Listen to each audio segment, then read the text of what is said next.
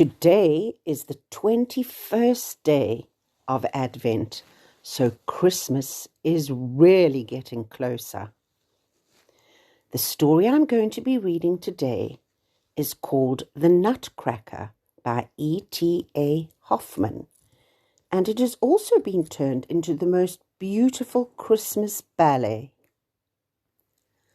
Once upon a Christmas Eve, a little boy called Fritz and his sister Clara were peering anxiously out of the window. They were waiting for their godfather to arrive, Godfather Drosselmeyer. He was a toy maker and a clock maker, and he always brought the most wonderful gifts to their Christmas Eve party. So while the adults and the other children made merry, all Fritz and Clara could do was stare eagerly out of the window.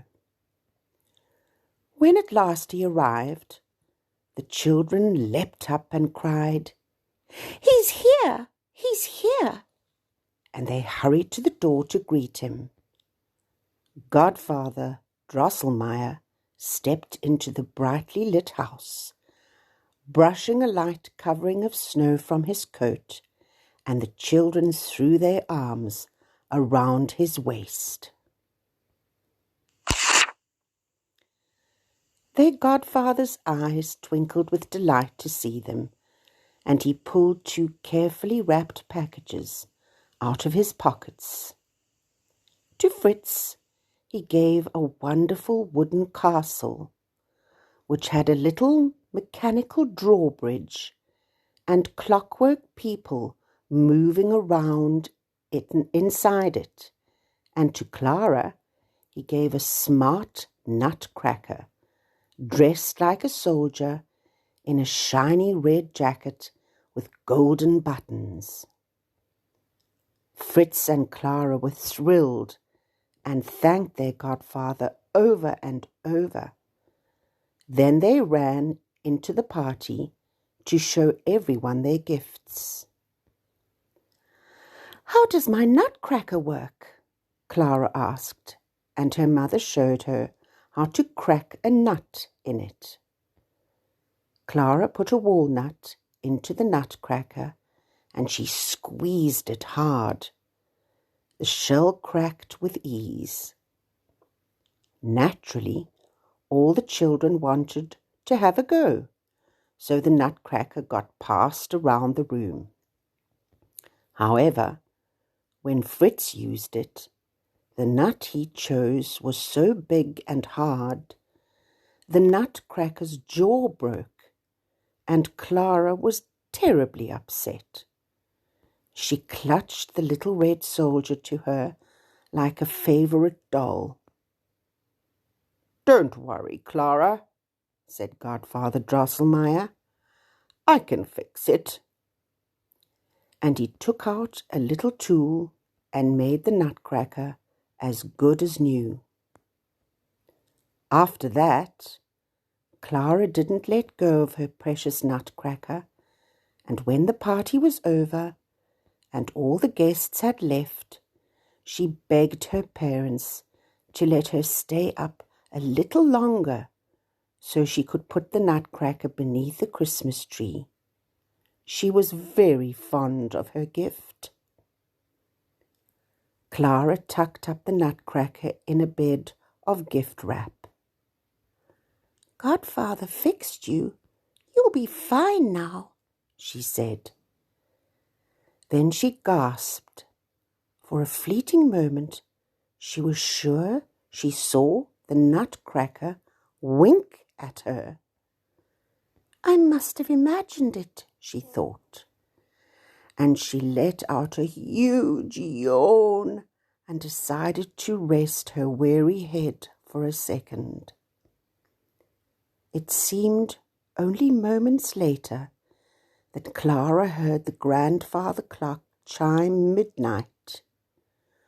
When she looked up, she was surprised to see that the tree above her seemed to have grown, and she was now the same size as the Nutcracker. How can it be? She wondered, and she saw that the whole room had grown around her. Or had she shrunk? Suddenly, a scuttling and a squeaking sound came from beneath the clock, and out scurried an army of mice, each dressed in the fine armour and carrying tiny swords. They were led by a fierce mouse king with a jewelled crown. As the mice quickly darted towards Clara, the Nutcracker stirred and woke up, and all the toys that were scattered around the room, including some of Fritz's toy soldiers, sprang to life too. The mice were almost upon them, so Clara grabbed a nutshell for a shield and a toothpick for a sword. All of a sudden, she was doing battle with the fiendish mice, fighting alongside the Nutcracker and a battalion of toys. As the fight wore on, the Mouse King's forces seemed to grow in numbers.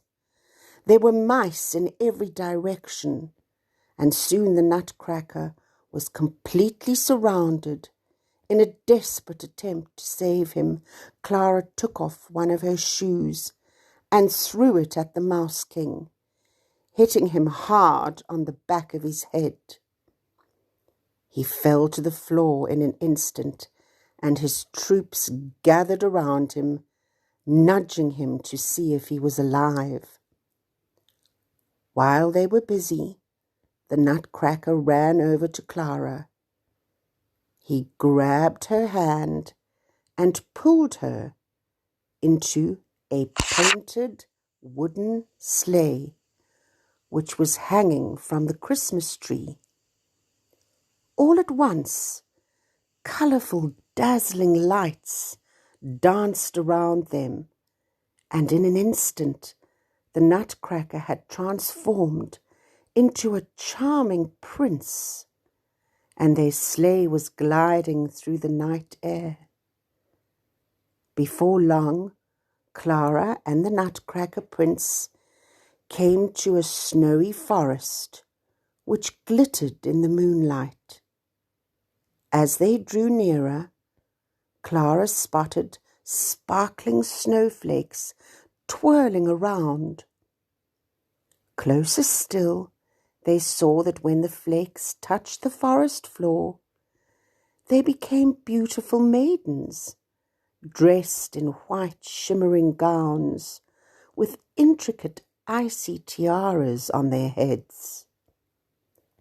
The snowflake maidens swirled around the forest, weaving in and out of the trees, putting on a spectacular performance. Clara's eyes were wide with wonder, and the Nutcracker Prince grinned at her. Then he drove the sleigh onwards through the forest. When the Nutcracker Prince pulled up the sleigh again, it was in a land so incredible, Clara could hardly believe the sights that lay before her. Everywhere she looked, everything was made of sweet treats. There were jelly mountains topped with peaks of whipped cream, pink milkshake waterfalls, candy floss clouds, and hills made from stripy meringues. There were lollipop trees, bushes with gem-like berries of boiled sweets, and glossy gummy flowers in every colour of the rainbow. They had arrived in the land of sweets, and they were soon greeted by an elegant fairy queen. "Welcome to the land of sweets," she said in a melodic voice.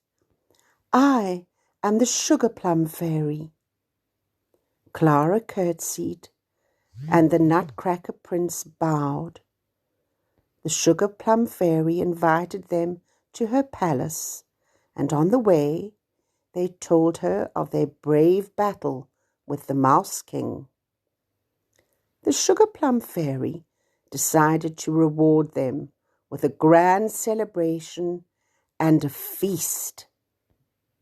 They sat on marshmallow cushions and watched many wonderful dances. There was the chocolate dance, with Spanish flamenco dancers dressed in like fine chocolatiers, and the gingerbread dance with the enormous gingerbread house and little gingerbread men with women inside. The coffee dance with Arabian dancers who swirled silky veils. The tea dance, performed by dainty dancers in traditional Chinese costume, and the candy cane dance from Russia. But the most special dance of all was by the one performed by the sugar plum fairy herself, who delighted everyone with her delicate arabesques, perfect pirouettes, and leaps through the air. She was as light as spun sugar.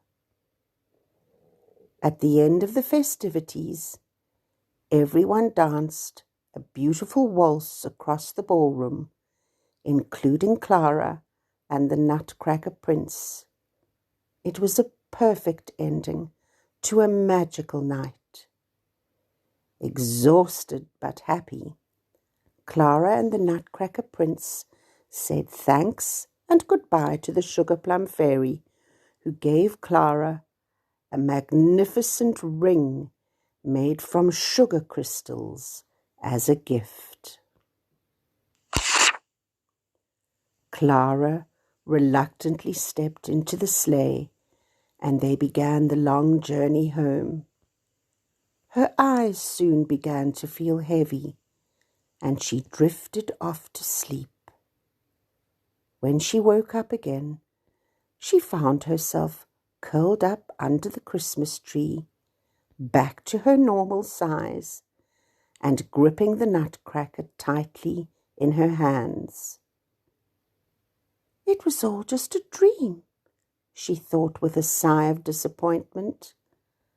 But then she spotted the sugar ring on her finger and was sure that she saw the Nutcracker smile. Perhaps it wasn't a dream after all.